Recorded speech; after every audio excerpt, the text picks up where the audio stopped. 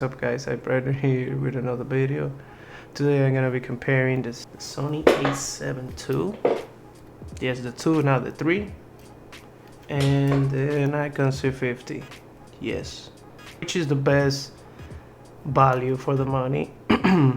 Because if you think about it, these two cameras, I mean with the same setup, they about the same price. The difference obviously is that the Sony a7 II is a full frame and the Nikon z50 is a crop sensor, but it's a much newer camera from Nikon, and this is like an older camera from Sony. I have never been using Sony cameras in the past before. This is my first Sony camera. I got this camera because it's a full frame. It has IBIS, and I don't care about the megapixels, but it has 4 more megapixels at 24 megapixels instead of the 20.9 megapixels of the Nikon Z50. And also the price. The price of the Sony a7 II, I got it for around $700. Another thing that I got the a7 II also, it was because of lenses selection. As you can see, this is native. Well, it's not a Sony brand lens, but it's a native lens, meaning that you don't need an adapter. Like, I can take out this lens, boom, and there's nothing in between, which I really like. I don't like the adapters because, as you can see here, this is the Nikon Z50. It's tiny, small. And then, you know, this is an adapter lens. This is the 50mm 1.8, and this is the adapter. As you can see, the adapter is, I want to say, more than half of the size of the lens. And I didn't care for a while, but you know, you buy a new camera and you're not used to adapters, you don't want to use an adapter. And also that you gotta pay for the adapter. You have to put that into perspective too. You have to pay for the adapter in order, you know, to use other lenses. Because let's be honest, the new C glass or the S-line glass, however you want to call it, they're expensive. That's another reason why I wanted to try Sony, because 50mm 1.8 for the new C-mount cameras, it's I saw it between $600 to $700 new, depending where you get it. Probably you can get it cheaper, but 50mm 1.8 for that much money, I'm not gonna pay that for that lens. It doesn't have IS. I mean, you don't need IS on a prime lens, but I'm gonna use it with the Z50, which doesn't have IBIS. That's something to consider. This lens doesn't have IBIS either, and it's pretty shaky. Like, it's very shaky. Obviously if you use it for video, you need a gimbal or something like that, and that adds to the cost, whatever. And yeah, but the Sony a7 II has IBIS built in. This lens does not have image stabilization, but the camera does, so it doesn't matter. And comparing the 50mm 1.8 natively to the Sony a7, I saw it for $200. That's a big savings over there compared to $700 for Nikon. When it comes to ergonomics, I was afraid. To my surprise, the grip, it's okay. Well, I have medium size hands, so for me it's okay. My fingers are like very close to the lens, but even if I move my fingers, I don't touch the lens. So that's something to consider. If you have bigger hands, you might need like an extra grip here or something like that. There's like tons of that, really cheap. So I mean, the Z50 ergonomics are really good, and in a way I feel like this grip is bigger than the Sony. Well, not bigger, but like roundier. Like here you get like a little bit more, you know, feel like this is a little bit more comfortable. My hands just sits like that, and then this part over here is like raised a little bit. So yeah, ergonomics, I would say the Nikon feels a little bit better. but nothing crazy. This is how it sits with my hands here. You can see it's like sharper here, like on this side, on this angle. But for me, it's not a big deal. Again, I have medium-sized hands, so it's nothing crazy. They both have single SD cards, but one thing that I like about the Sony is this SD card door right here, which in the Nikon, it's at the bottom. Yeah, at the bottom. So every time you gotta take out the SD card, you gotta take out that you gotta take it out from the battery door and stuff. So that puts more use in the battery door, you know, wears and stuff. I mean, I think about it, but it's nothing crazy. So those were some reasons why I wanted to try Sony, because again, I never tried Sony before. I had tried Canon. I like Canon, but again, it's the same thing. The price. The new Canon R6 and the new Canon R5, it's way out of my price range. And I have seen the new Nikon Z5, $1,300. It's not a bad deal. It has dual car slots, you know, and all that. But it didn't catch my eyes again because of the ecosystem. When I buy a camera, I think about the ecosystem, the lenses. I don't have too many choices natively for the C mount, and the ones that are in it are, again, very expensive compared to Sony. So that's why I went with the the a7 II to try it out basically and see if I like it and commit to the thing. Well, I went out and buy the lens. This is what I wanted to spend the most money in a really good glass for the camera.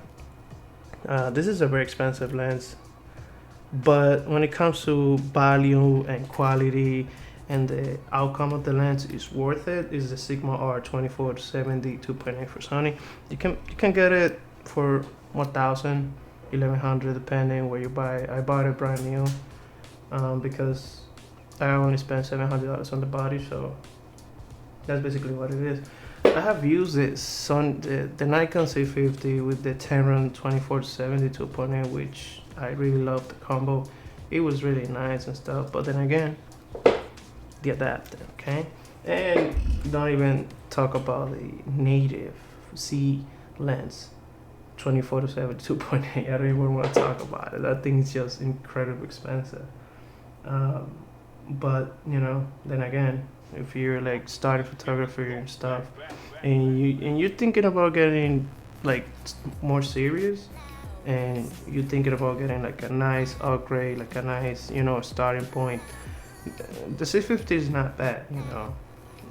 As long as you're okay with the adapter, it's gonna be fine. The eye tracking, the face tracking on the Z50 is really good. I really like that. But it's also good on the Sony, and it's an older camera, so that it's really good on the a7 II. But yeah, battery life on this the Z50 for me, it's been really good. I actually take like 500 photos with it, more sometimes than 600, and that's like actively looking through the viewfinder, actively looking at the LCD screen, reviewing photos and stuff. And the battery is really good on the Z50, really good, and that's shooting RAW plus JPEGs. I really like that about the Z50. The battery on the Sony a7 II, it's not that great. I think the Nikon Z50 is by far way better when it comes to like endurance and stuff. But then again, I bought it with 7 batteries, so I don't care. I don't care. If some people might care, like if you're trying to have like a light, you know, bag setup, you might care and stuff. So, but yeah, that's up to you. I only have 1 battery on my Z50. That's how good the battery is. So I'm gonna miss that from Z50. But then again, it's not a big deal for me. I can always have an extra battery or 2 extra batteries on me. I have 7 batteries. And yeah, so now I'm gonna show you some comparisons between, you know, photos and stuff to compare. So it's basically around the same price, when it comes to like the setups. So you have the Sony a7 II with the Sigma 24-70, averaging from 1600 to 1700 depending the deals that you can get. And then the Z50, I've seen it used for around 700 to $900 depending. It's rare, but mostly you will see it for 800, so it's $100 more than the a7 II. Brand new, I believe it's 800, just the body, and then you can add more stuff and it grows from there. And then you can get the adapter again for like 800, 100 or $50, so that adds up. And then you can get a nice, 24-70. You can get the same 24-70 from Sigma, I believe for the same price, probably cheaper, 900, 800. And then the Tamron that I got it for $800 used on eBay. So that can be, some savings there. But then again, it's almost the same price, 1700 to 1600 and stuff. And let's get over with the comparison between photos, okay? So here is a photo of a model right here. This photo is very sharp, very detailed, it's close. I don't know why it's not showing the information, but this is a Z50, as you can see here, is an F file. This is a Z50 with 24-70 Tamron lens.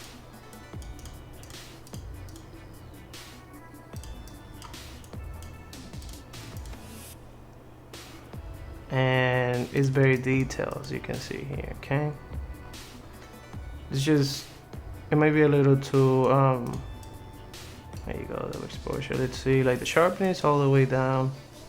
I just lowered the exposure a little bit, and it's a lot of detail. It's a really good amount of detail, like her hair, her eyes is sharp, everything is sharp about it. It's another photo, again a little bit of exposed, there you go. Again, it's focused on this eye over here, her right eye. This is again the same setup. The details on everything is really nice, really sharp. It's not crazy artificially sharp, but it's really nice. There you go. Again, sharpness was, I'm sorry for that, but the sharpness is down. The sharpness is down, and as you can see, she's on focus. This is another photo. This is like a nature, product type photo, however you want to call it. This was just me riding with my friends, having fun, and I brought my camera. We were taking some photos and stuff of our new feature. Doesn't matter.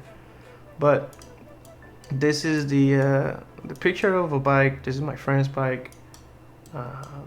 Really good looking bike. So you can see this is at the same combo, the 24-70 Tamron lens with the Nikon Z50. Another thing that I forgot to mention is that the 24-70, when it's on the Nikon Z50, is no longer 24-70. It's I believe it's 36 to 85, I believe, focal length. So that's something to to consider.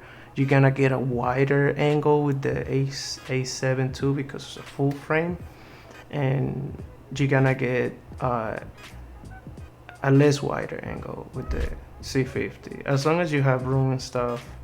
Again, I was using it like that for a while, and it didn't stop me to get great shots. Anytime that I wanted like a wider shot, I just used the kit lens, but that was just me. As you can see here, it's not as sharp as I would like to be. The edges are a little bit softer stuff. It wasn't completely in focus on the bike, that's what it is. It was focused on the wood here, but it's still sharp. It's still a pretty nice photo. This is my friend. This is another thing that I want to address on the comparison, is that the Z50, you have a higher frame rate. I believe it's 9 frames per second, something like that, versus the Sony, which I think is 7 or 6 frames per second.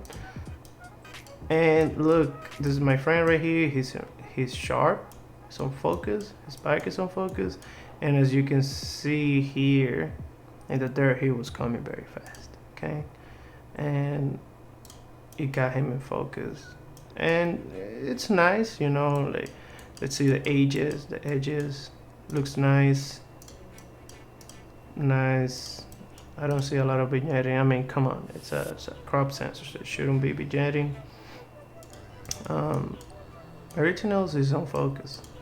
If you're not in focus, sharpening is up again. Damn it. Let me see the difference.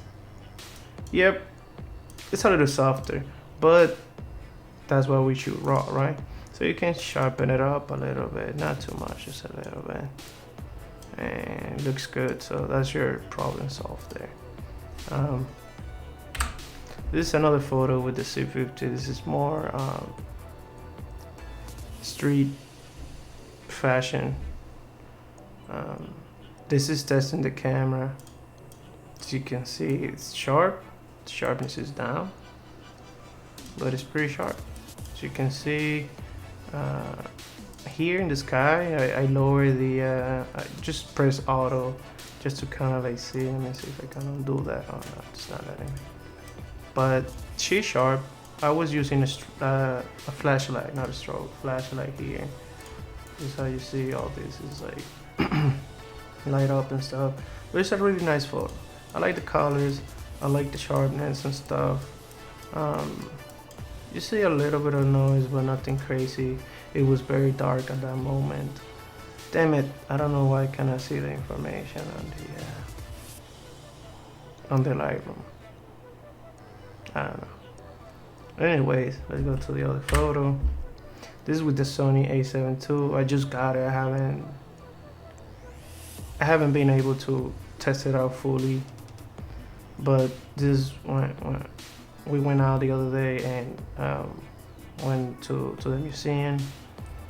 I'm in love with this photo. By the way, this photo is JPEG. It's a JPEG photo. But man, look at that bokeh. Look at the background, look how soft it is. I love it. It looks nice. This is a 2.8, 70 millimeters. Forgot what was the what's it called? The settings on this. She's sharp. This is really sharp over here. As you can see, it was raining. Look at the water there. But she's sharp. The sharpness is all the way down. You could potentially put it up, get more sharpness. But something that I really notice is her eyes. Sometimes I shoot with the Z50 and I don't see the eyes brighten up like this, but in the Sony camera, I don't know why I notice this. Her eyes looks really nice and focused, and I don't know, the colors and stuff. But it's a nice photo.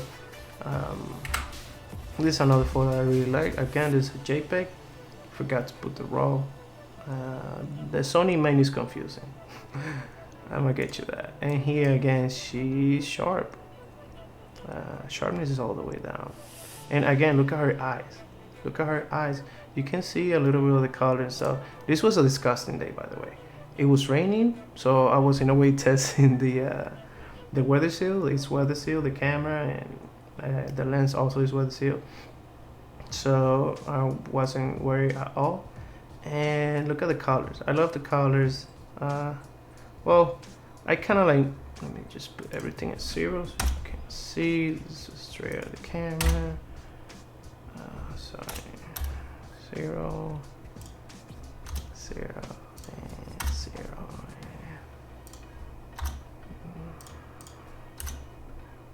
There you go. So this is straight out of the camera. Let me double check. Yep. And this is a JPEG. It's just a JPEG. It's amazing. Look at the sharpness. Look at the colors. I love everything about the photo. And again, she's sharp on her face. It's a very, very good combo. And this is at 70 millimeters again. It's f2.8. I don't know the other settings. I'm sorry. I don't know why it's not showing up here, but if somebody knows, please comment down below. I don't know. Oh, there you go. Vibrance out. Even then, the colors still look good. I mean, it's a JPEG. You cannot do a lot of things with it. And yeah, I mean, you can sharpen it up a little bit to see if you can get a sharper image. Not too much. There you go. Again, still a sharp image. Still really good. This is a photo that I took. This is raw. As you can see, it's from the Sony ARW. And just took this photo on a rainy day again. And I think I put the f-stop to 8, something like that, something crazy like that. It was a rainy day again. See the sky right here. Just wanted to test the dynamic range of the camera, but man, look at the detail. Like you see the bridge, you see all the buildings. Wow, it's a lot of detail over there. This just gonna line it up a little bit. Wait, there you go. Wait, the building looks tilted. Let's just go with the building. There you go. That looks better. Let's oh, the sharpness up. Let's double check the sharpness. I don't know why Lightroom does this to me. I don't know. Even then, I lowered the sharpness to 0. I mean, we see a little bit of distortion. This is at the widest. This is at the widest end of the lens, 24 mil. It's not too much of a distortion, to be honest, but you still see distortion. Still sharp, the lens. Very, very detailed, very, very sharp. I like it. I love this lens. I love this combo. So let's mess it up with exposure. This is way lower. Oh my god, look at that. This is insane. I should have taken the Z50 with me and take the same photo and test it out. I'm sorry. But man, the dynamic range, let me see something. Let's zoom in. Just not used to this dynamic range. I have taken photos like this with the Z50 and man, it's not like this. Trust me, it's not like this. Let's see the highlights. Wow. It would look something weird on the let's check the shadows. Let's blow up the shadows. Let's see. Man, this is amazing. This is amazing. See the blacks. Wow. And this is an older camera than the Z50. I mean, you might argue it's a full frame versus a crop sensor, but bro, that's the point. You can get these bodies for about the same price. That's the whole point about it. Like if you try to get like the best quality for like the best budget, this is it.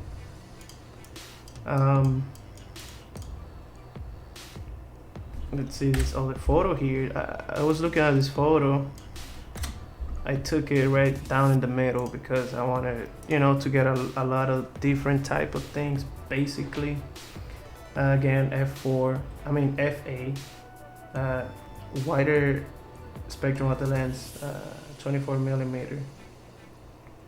Again, let's put the exposure up, lower the highlights, and dude, just look at the detail. This is like people and street running and stuff, and everything is sharp. Like even this corner over here, you can't even see this. You can't even see this guy running here. See like everything, the threes. Oh, that's another thing that I noticed on this combo is like you don't see a lot of fringing.